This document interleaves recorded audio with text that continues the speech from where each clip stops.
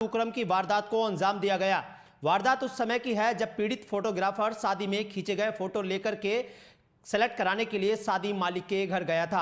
आरोप है कि फोटो सेलेक्ट कराकर लौटते समय रास्ते में शादी वालों की ओर से कुछ लोगों के साथ मिलकर फोटोग्राफर के साथ कुकर्म किया गया और उसके गुप्तांग में गन्ना डालकर मौके से फरार हो गए, जिसके बाद एक सप्ताह बाद तक भी कार्रवाई न होने के चलते गुस्साए फोटोग्राफरों ने पीड़ित को इंसाफ दिलाने की मांग को लेकर प्रदर्शन करते हुए कमिश्नर को ज्ञापन सौंपा। हम ऑल प्रोफेशनल फोटोग्राफर एसोसिएशन के सभी फोटोग्राफर इकट्ठा हुए हैं। हमारे भाई मनोज कुमार जी हैं जो बहरामपुर के रहने वाले हैं। वो फोटोग्राफी का कार्य करते हैं। जो अपनी पार्टी के यहाँ पे ढडरा गांव में गए थे 22 तारीख में, उन्होंने वहाँ पे फोटो सेलेक्ट कराए। पार्टी ने उन्हें पैसे दिए। उसके बाद पार्टी ने उनके रास्ते में वो आ रहे थे, जंगल का रास्ता पड़ता है, चांदनी थाने के अंदर आता है। तो वहाँ उन्होंने जिस पार्टी के यहाँ गए थे उन्होंने उसके साथ 2-3 लड़कों के साथ मिलकर रास्ते में जंगल में उनके साथ बदतमीजी करी, मार पिटाई करी और उनके साथ कुकर्म करके और गन्ना बैक साइड में घुस दिया, जिसका बहुत ज़्यादा नुकसान हुआ है और अस्पताल में बहुत ज़्यादा परेशान है वो लोग। और उसके बाद दूसरी जो पार्टी है, जो आरोपी हैं, वो ज़्यादा मजबूत हैं, विधायक की शरण में हैं और जो मुजरिम को बचाने की हर तरह की कोशिश की जा रही है। और पीड़ित परिवार इतना सहमा हुआ है कि वो आज अगर हम फोटोग्राफर इकट्ठा नहीं होते, हो सकता है वो कुछ भी नहीं कर पाते।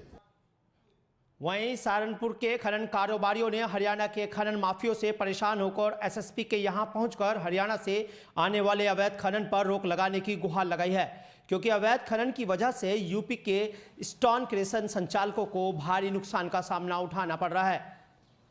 बता दें कि लगातार हरियाणा से हो रहा अवैध खनन से करीब 84 स्टोन क्रेशर संचालकों ने काम बंद करने की भी चेतावनी प्रशासन को दी है।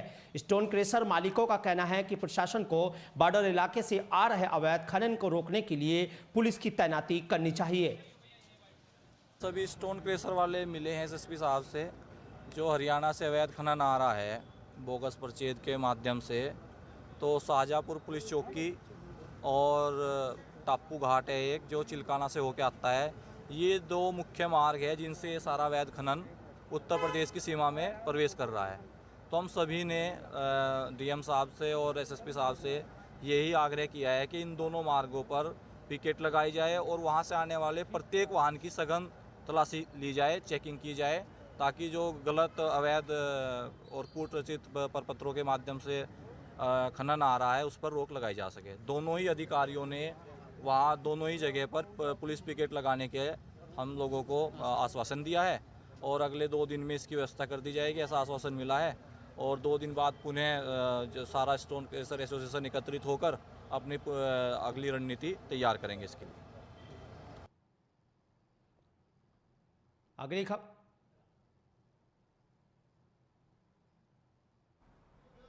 अगली खबर सहारनपुर से है, जहां एक युवक ने चाकू से गोद करके हत्या कर दी, जिसमें पुलिस ने 4 युवकों के खिलाफ मामला भी दर्ज कर लिया है। बता दें कि सहारनपुर के शेखपुरा में हुई युवक की हत्या के मामले में पुलिस ने 4 युवकों के खिलाफ एफआईआर दर्ज कर ली है। बताया जा रहा है कि एक मृतक के एक अभियुक्त की बेटी से संबंध होने के शक में उसकी हत्या की गई। देर रात को देहात कोतवाली क्षेत्र के शेखपुरा के इकराम और साजिद के बीच किसी बात को लेकर विवाद हो गया, जिसके बाद इकराम ने साजिद के पेट में चाकू मार दिया। चाकू लगने से साजिद की मौत हो गई। वहीं सूचना पाकर मौके पर पहुंची पुलिस ने 4 अभियुक्तों के खिलाफ मामला दर्ज कर लिया। लड़ाई हो चुकी है और लड़ाई करते करते उसे पहले हमने कॉम्प्रोमाइज़ भी करा, उसे समझाया बहुत है। भाई हमारा बचता फिरता था उससे वो, उसके बावजूद उसने क्या काम करा, पहले तो लड़के आया वहाँ पे, किससे कोटले में लड़ाई हुई थी वहाँ पर रेती चौक पे। उसके बाद 10 मिनट के बाद वो मौका देख रहा था, उसने 3-4 दिन पहले कहा था मैं इसे मारूंगा। मारने के बावजूद भाइयों से कहा था, हमारे बड़े भाई से, क्या नाम, मैं इसे मारूंगा, और उसने उसे मौका मिलता ही तीसरे दिन उसे मार दिया। कोतवाली देहात के शेखपुर कदीम गांव में कल एक साजिद नामक नवयुवक की चाकू मार के हत्या कर दी गई थी। और जब इसमें पुलिस को सूचना मिली तो इसमें जांच के दौरान और घटनास्थल पे पहुंचने के बाद पता लगा कि साजिद का इमरान आदि जो उसके पड़ोसी हैं उनसे किसी बात पे मनमुटाव था और झगड़ा हुआ है और झगड़े के दौरान ही इमरान ने उसके ऊपर कई चाकू से प्रहार किया। इलाज के लिए लोग जिला अस्पताल ले गए जहाँ पर उसकी मृत्यु हो गई है। इसमें 4 लोगों के खिलाफ साजिद के परिजनों द्वारा अभियोग दर्ज कराया गया है। मुलजिमों की तलाश की जा रही है और इसमें कड़ी से कड़ी विधिक कार्रवाई सुनिश्चित की जा रही है।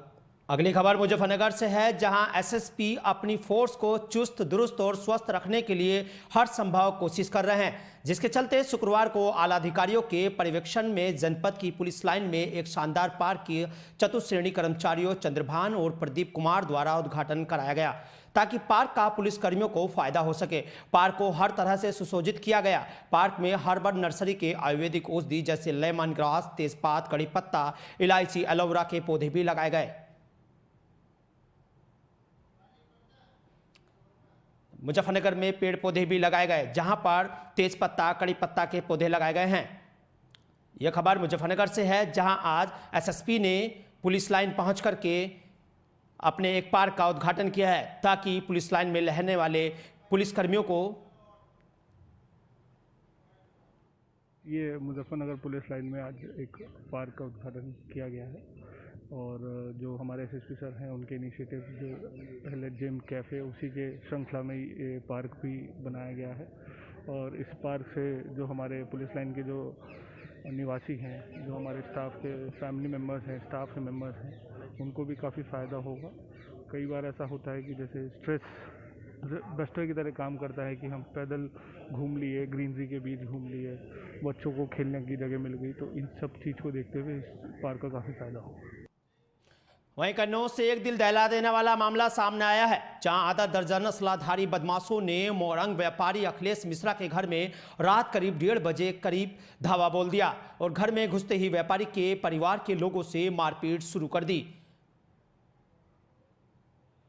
वहीं जब व्यापारी के पुत्र ने जब इसका विरोध किया तो बदमाशों ने उसको गोली मार दी, जिससे वह गंभीर रूप से घायल हो गया, जिसे इलाज के लिए आनन फानन में अस्पताल ले जाया गया। वहीं सूचना पाकर मौके पर पहुंची पुलिस ने मामले की छानबीन शुरू कर दी है। उधर पीड़ित परिवार व्यापारी ने पुलिस पर देर से आने के भी गंभीर आरोप लगाए हैं। में रहने वाले अखिलेश मिश्रा ने यह सूचना दी कि उन्हीं के पैतृक निवास महोई के निशांत, प्रशांत और शिवम ने पुरानी रंजिश के चलते उनके घर पर देर रात अपने 3 साथियों के साथ हमला किया और उनके बेटे को गोली मारकर घायल कर दिया। इस संबंध में पुलिस द्वारा अभियोग पंजीकृत कर लिया गया है। 6 लोगों को हिरासत में लेकर पूछताछ की जा रही है और आगे की विधिक कार्रवाई की जा रही है। वहीं उत्तर प्रदेश के जनपद मुजफ्फरनगर में बीते 48 घंटों से रुक रुक कर हो रही बारिश ने जमकर अपना कहर बरपाया रखा है। गुरुवार देर रात हो रही बारिश के चलते मंसूरपुर थाना क्षेत्र के भेगराजपुर गांव में एक गरीब व्यक्ति इम्तियाज का कच्चा आशियाना भर कर गिर गया, जिसके चलते मकान में सो रहे 7 लोग मकान में गिरने से मलबे में दब गए। जैसे ही पड़ोसियों ने इम्तियाज के घर से आवाज़ सुनी, वैसे ही पड़ोसियों ने मौके पर पहुंचकर मामले की जानकारी पुलिस को दी और उसके बाद कड़ी मशक्कत के बाद मलबे से दबे लोगों को बाहर निकाला गया और घायलों को अस्पताल में भर्ती कराया गया, जहां इलाज के दौरान 10 साल की अनीसा, 49 साल की जुबैदा और 70 साल की मीणा की दर्दनाक मौत हो गई। वहीं इस घटना में शायरा, इम्तियाज, नगमा और परवेज को भी गंभीर चोटें आई हैं। वहीं मौके पर पहुंची पुलिस ने शवों को कब्जे में लेकर पोस्टमार्टम के लिए भेज दिया है और फिलहाल पीड़ित परिवार को आर्थिक मदद दिलवाने की भी कार्रवाई शुरू कर दी गई है। देखिए, ये बेगराजपुर में इम्तियाज का मकान था, जो कच्चा मकान था, ये बारिश के कारण गिर गया है, जिसमें 7 लोग उसमें थे, जिनको निकाल कर अस्पताल पहुंचाया गया था, जिसमें से 3 लोगों की दुखद मृत्यु हुई है। बाकी लोगों का उपचार चल रहा है, ठीक है।